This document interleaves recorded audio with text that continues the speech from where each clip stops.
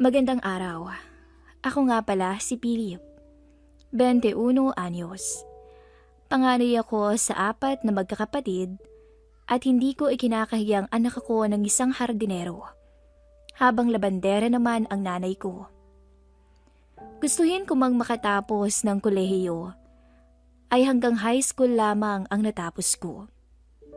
Lamang kasi ang kagustuhan kong makapagtrabaho agad nang sa ganon ay matulungan ko na rin ang mga magulang kong mapagtapos ng pag-aaral ang mga nakababata kong kapatid. Sabi ko nga sa kanila, nang minsan nila akong inalok na mamasukan din sa pamilya Santiago, kapalit ang oportunidad na makapag-aral sa isang malaking universidad sa aming bayan, ay sinagot ko na lamang sila na handa akong isakripisyo ang sarili kong pangarap para lamang sa magandang kinabukasan ng aming pamilya. Alam ko kasing kahit pagsamahin ang kinikita nilang dalawa sa pagtatrabaho, ay kulang na kulang pa rin yun sa mga pangangailangan namin sa araw-araw. Mabuti sana kung matitiis kong makitang walang baon at nangihina sa gutom ang mga kapatid kong papasok sa eskwela. Sigurado ka ba, nak? Paanong trabaho mo sa talyer? Nag-aalalang tanong ni tatay habang tinitingnan ang namamaga nitong paa. Napabuntong hininga muna ako bago sumagot. Maiintindihan nila kung bakit, tay. Hindi ko naman kayo pwedeng pabayaan na lang sa kalagayan nyo ngayon. Wika ko. Tumango man, ngunit alam kong hindi pa rin to sang-ayon sa naging desisyon ko. Napagpasyahan ko kasing iwan ang kasalukuyan kong trabaho sa talyer upang humalili sa kanya bilang isang hardinero sa pamilyang pinagtatrabahuhan nito.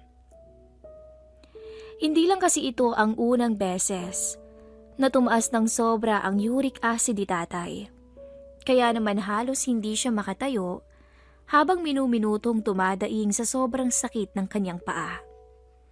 Kung hindi pa siya dinala ng nanay sa health center, ay baka hanggang ngayon ay napapangiwi pa rin to sa kinauupuan.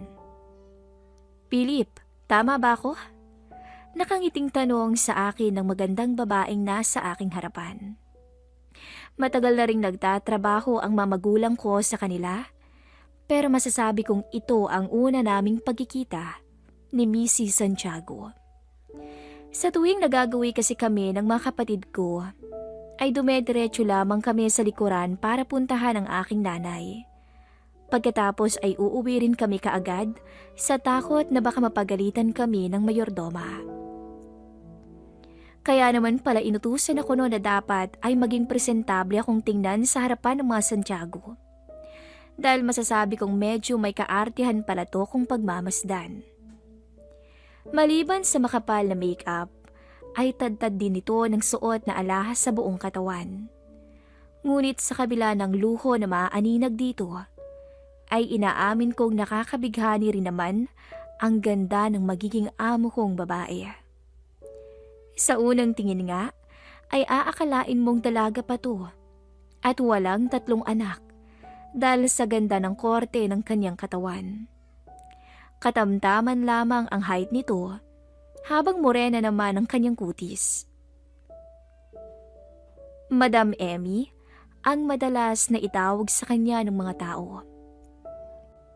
Maliban sa pagdidilig ng mga halaman, pagdadamo at paglilinis ng oval, ay kailangan mo ring tulungan si Manong Jude sa pangangalaga ng landscapes at ornamental plants sa greenhouse.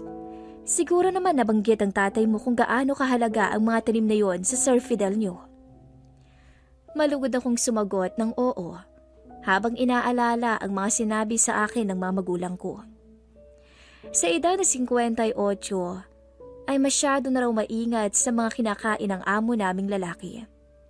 Hanggat maaari, ay gusto nitong pawang natural at organic lamang ang mga hinahalo sa kanyang dieta. Kaya naman maliban sa sariling farm, ay mayroon din itong mga ornamental plants na pinapalago. Mahigit 10 taon ang agwat nilang mag-asawa, kung kaya naman napakabata ng misis kung ikukumpara rito. Nasa senior high school na ang panganay nila, habang nasa high school at elementarya naman ang dalawa. Marahil yun din ang dahilan kung bakit masyado itong maingat sa kanyang kalusugan. Kahit naman siguro sino, ay gugustuhin ding mabuhay ng mas matagal para makasama ang kanilang pamilya, lalo na't hiram lamang ang buhay na mayroon tayo dito sa lupa. Maaari ka nang mag-umpisa, Philip. Kung may iba ka pang katanungan, pwede mong tanungin ng mayordoma. Pero kung usapang bale sa sahod, ay kailangan mong dumaan sa akin dahil ako mismo ang nagpapasahod sa inyong lahat. Yes po, ma'am. Habang naglalakad papuntang hardin, ay naisip kong hindi naman pala mabigat ang trabahong ginagawa ni tatay. Mababa lamang ang pasahod, pero siguro pwede namang makiusap kay madam na umento sa darating na mga araw. Naging matiwasay ang unang linggo ko sa trabaho. Nakasanayan ko na ring dalhin ang mga itim na sandong kadalasan ko lamang ginagamit sa talyer noon. Madalas kasi akong nababasa at nadudumihan sa tuwing nag-aasikaso at naglilinis ako ng paligid. Kaya minabuti kong magdala na lamang ng mga damit bilang extra. Kasalukuyan na akong nagtatrabaho sa oval nang marinig ko ang pamilyar na halakhak mula sa hindi kalayuan. Hindi ka ba kinikilabutan sa mga sinasabi mo, Madison? Sabi ng amo kong babae sa kausap nito. Kung hindi ako nagkakamali, ay pinuntahan si ma'am kanina ng ilang kumari niya para iyaing maglaro ng mahjong. Buong akala ko ay nakaalis na ang mga to, ngunit hindi pa pala. Umamin ka na kasi, Emmy. Alam naman naming matagal ka nang hindi nakakatikim ng, alam mo na, makahulugan itong kumindat. Sabay hampas sa balikat ng katabi. Akala mo ba wala kaming alam? Humalakhak naman ang babaeng katabi nito, sabay lapit kay Madam Emmy. Sa ating tatlo, si Clara lang naman ang maswerteng nakapag-asawa nang hindi nalalayo ang edad. Senior citizen na rin ngayon ang dati ay sugar dad lang ni Madison. Ganon din ang asawa kong hindi na nakakakita kung walang salamin, habang nagbibilang na lang din ang taon ng sayo, Emmy. Mabilis namang sumagot si Madam. 2 taon pa naman. Anya tsaka bumuntong hininga. Tumango ang mga kumari nito na para bang napaisip bigla. May 2 taon pa pero pansin naming lagi ka nang malungkot. Hindi na ba talaga siya ginaganahan sa kama? Kahit anong inumin niya? Ayoko mang marinig ang mga ganong usapan nila. Ngunit masyadong malapit ang mga to sa kinaroroonan ko. Hindi ko tuloy maiwasang huwag madala at mag-isip ng kung ano-ano tungkol sa aking nalalaman at napapakinggan. Kung kanina medyo seryoso na ang usapan nila, napansin kong unti-unti nang nadadala sa biruan nilang magkakaibigan si Ma'am Emmy. Kung kanina medyo naiilang si Madam Emmy, ngayon ay naging madaldal na rin to, marahil dahil sa iniinom nilang wine. Hindi ko tuloy maiwasang huwag lumingon sa kanila nang mapansin kong biglang humina ang mga boses nila. Siguro napansin na rin nila ang presensya ko, kaya sila na itong nag-adjust sa usapan. Sa kabila ng pakikinig, wala naman sigurong masama dahil ginagawa ko pa rin naman ang trabaho ko. Nagdidilig pa rin nga ako ng mga bulaklak kahit sabihing malapit na ang uwian. Hay, buti pa ang mga halaman na didiligan. Narinig kong sabi ni Madam Emmy. Agad akong napaiwas ng tingin nang magtama ang mga mata naming dalawa pagkatapos ng sinabi nito. Hindi ko maintindihan kung bakit para bang may halong sama ng loob ang linyang binitawan niya na pinagtawanan lamang ng mga kumari nito. Ang sabihin mo, buti pa ang hose, mahaba at matigas. Minabuti kong umalis na lamang dahil pakiramdam ko ay sa akin na nakatuon ang atensyon nilang lahat. Para bang bawat birong binibitawan ng mga ito ay may koneksyon na sa mga kagamitan ko bilang isang hardinero. Namumutla ka yata, Philip. Hindi naman, Manong. Medyo pinahirapan lang ako ng mga damo sa oval. Inabot na tuloy ako ng uwian. Nakakahiya lalo na't nandun pa rin sila, Madam. Pinagmasdan ako nito ng mabuti habang nakakunot ang kanyang noo. Huwag mong sabihing pinagbalingan ka ng mga kumari ni Madam. Alam mo bang daig pa ng mga yun ng manok kung pumutak? Kaiingay baga at ang sakit sa tenga kung tumawa. Sabi nito. Hindi ako nakaimik. Lalo na't pansin ko ang inis nito habang nagsasalita. Alam mo ba, kung hindi lamang malaking utang na loob ni Sir sa tatay mo, ay baka hindi kanya tinanggap dito, iho. Ganoon na lamang ang pagkabiglang naramdaman ko sa sinabi ni Manong. Bakit naman ho? Hindi siya kaagad nakasagot dahil naging abala ito sa mga nililigpit niyang garden tools. Wala bang nabanggit ang tatay mo sa'yo? Sinubukan kong alalahanin ang usapan naming dalawa sa bahay, ngunit wala akong matandaang may nabanggit siya tungkol sa ganung bagay. Lahat kasi ng pinag-uusapan naming dalawa ay tungkol lamang sa trabaho nito bilang isang hardinero. Ganito kasi yun. Napansin ko ang biglaang paghina ng boses ng matanda. Hindi tumatanggap si Sir ng mga trabahanteng nasa edad 40 pababa.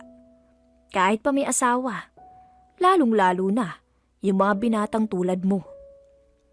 Muntik na akong mapailing dahil pansin ko ay pinagchichismisan naming dalawa ang pamilya Santiago. Maliban sa siloso, binabakuran talaga ni Sir ang misis niya para walang ibang makinabang. Alam mo naman, bata pa si Madam at may ibubuga pa. Bahagya akong napaisip sa sinabi nito. Kaya naman pala bilang lang ang mga lalaki sa tahanan ng mga Santiago. Si Manong Jude, ang dalawang gwardya, na kung hindi ako nagkakamali, ay nasa 50 na rin ang edad, at ako. Sabihin mang may security guards na sumasama sa tuwing lumalabas ang pamilya, ngunit on-call lamang ang mga yun at hindi naglalagay dito tulad namin. Hindi ko man alam kung kailan at paano nagkaroon ng utang na loob ang amo namin sa tatay ko, ngunit nagpapasalamat ako dahil naging daan yun para tanggapin nila ako. Isang araw, habang nag-aayos ako pa uwi, ay nagmamadali akong pinuntahan ni Manong Jude. Mabuti naman at hindi ka pa nakakauwi, Philip. Pinuntahan ka na ba ng mayordoma dito? Hinarap ko ito habang hawak ang sling bag ko. Hindi, Manong may problema po ba? Pansin ko kasing medyo balisa ito at natataranta ng konti. Siguro may kinalaman din yun sa nabanggit niya sa akin kanina. Unang kaarawan kasi ng panglima niyang apo ngayong araw. Kung kaya paulit-ulit nitong sinasabi sa akin kanina na kailangan niyang matapos ng maagang trabaho nang makauwi siya ng maaga sa kanyang pamilya. Pwede mo bang puntahan saglit si Madam? May ipapasuyo daw siya sa iyo Pakiusap nito habang naghihintay ng magiging sagot ko. Huwag kang mag-alala. Nagbibigay naman ng dagdag na sahod si Madam kapag may pinapagawa siyang lampas sa oras ng trabaho. Marahan ko na lamang na tinapik ang balikat ni Manong Jude para kahit papaano ay mabawasan ang tensyon niya. Sige ho, Manong, ako na ang gagawa. Ngumiti ako matapos ilapag ang mga gamit ko sa mesa. Saan ho pala, Manong? Ganon na lamang ang kabang naramdaman ko nang banggitin nito kung saan. Kailangan ko raw munang dumaan sa mayordoma para kunin ang mga gamit na kakailanganin sa pagkukumpuni ng nasirang shower. Pero hindi pa man ako nakakarating sa kinaroroonan nito, ay para bang mapupugto ang hininga ko sa sobrang kaba. Hindi kaya mawalan ako ng trabaho para lamang sa 500 piso? Pwede pa bang umatras? Sinubukan ko ngunit habang kaharap ko ang mayordoma, ay wala na akong nagawa kundi tanggapin ang trabahong binigay nito sa akin. Ayon sa kanya, kanina pa raw nakaalis ang amo naming lalaki, papunta sa isang importanteng business conference sa Taiwan. habang ang amo naming babae naman ay lumabas kasama ang kumari nito. Mukhang masyado lang yata akong kinabahan nang marinig ang salitang master's bedroom, pero wala naman pala akong dapat ipag-alala. Matapos tanggapin ang 500 suhol sa gagawin ko ngayong gabi, ay minabuti kong umpisahan na ang aking trabaho. Hindi na ako kumatok sa loob dahil alam kong wala namang tao roon at wala rin naman akong ibang dapat gawin kung hindi ayusin ang dapat kong ayusin. Nabanggit kasi ng mayordoma na may CCTV camera daw sa hagdan malapit sa kwarto ng mag-asawa. Kaya malalaman ng mga to kung may ginawa akong kababalaghan o kalokohan sa may loob. Sinabihan ko naman tong wala akong balak sirain ang tiwalang ilang taong pinaghirapan ng tatay ko sa pamilya Santiago. Tahimik akong naglakad patungo ng silid. Ngunit hindi pa man ako nakakarating ng banyo, ay natigilan ako sa aking nasaksihan. Madam? Nauutal kong tanong habang labis ang pagkabigla. Bahagya akong napaatras sa aking kinatatayuan dahil may mali yata sa impormasyong binigay sa akin ng mayordoma. Anong ginagawa ni Ma'am Emmy dito? Hindi ba't umalis daw to kasama ang kumari niya? Kinabahan talaga ako nang humarap to sa akin habang inaayos ang laylayan ng suot niyang damit. Philip? Para akong naging estatwa na di malaman ang sasabihin nang marinig ko ang malambing nitong boses habang tinatawag ang aking pangalan. Nagulat ba kita? Nabigla ako sa tanong niya. Gustuin ko bang sumagot agad sa kanya, pero para bang may kung anong pumipigil sa aking magsalita. Mula sa aking pwesto ay para bang may sariling isip na naglakbay ang mga paningin ko papunta sa kinaroroonan niya.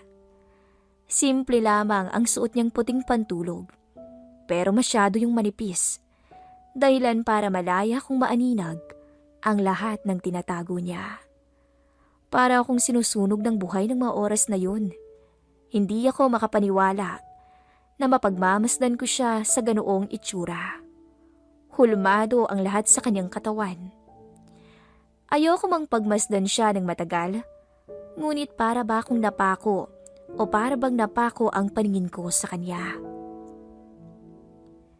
Gusto mo bang gawin na agad yung nasira naming shower? O gusto mo pa akong pagmasdan ng mas matagal? Anyas tsaka makahulugang humiti sa aking harapan. Hindi ako makapaniwalang narinig ko ang mga salitang yun mula kay Madam.